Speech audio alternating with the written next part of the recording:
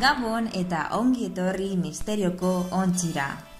Euskadiko misterio handi bat dugu gaurko saioan.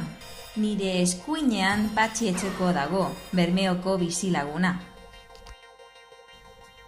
Aurkipen handia kontatuko digu. Gabon, Patxi. Baita zuri ere. Esan, Patxi, zer gertatzen ari da zure baserrian?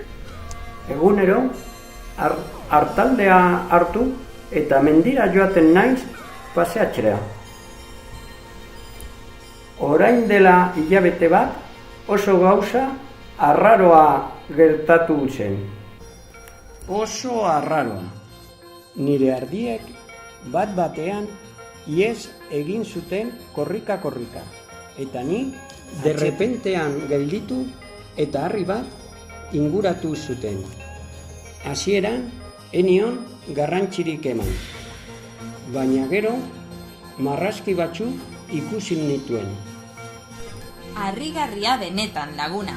Nolako marrazkiak? Beno, ez dakit. Mari, nire emazteak artista moderno baten lana dela uste du. Baina, nik hemen misterioa dagoela uste dut. Ardiak obsesionatuta daude. Nire ardiak ez daude oker, esaten diot nire emazteari. Ez daude oker. Laguntzeko Txomin Chomsky dago hemen, hizkuntza-alari ospetsuena. Gabon, Chomsky. Gabon, Iker, zure aurkipena ikusteko gogoa dut. Hauek dira argazkiak.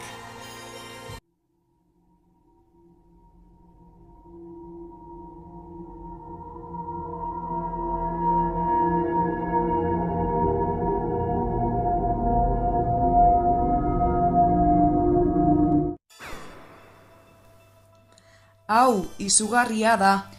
Harri hauetan sekretu handia dago. Hitz batzuen jatorria. Harriak binaka jartzen badituzu. Begira!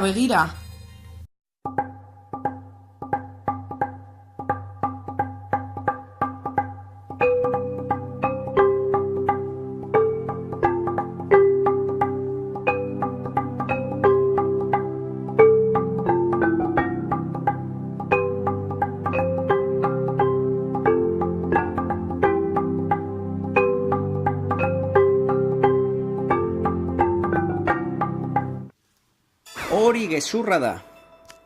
Nire ardiek ez dakite irakurtzen. Harri horiek zeozer gehiago eskutatzen dute. Beldur zinen, Patxi? Ni? Ez. Eskaldun bat, beldur? Harriak ikustean, ziztu bizian atera zinen, bada. Nola dakizu hori? Nian nengoelako. Horiek nire harriak dira. Ni naiz, euskararen aita.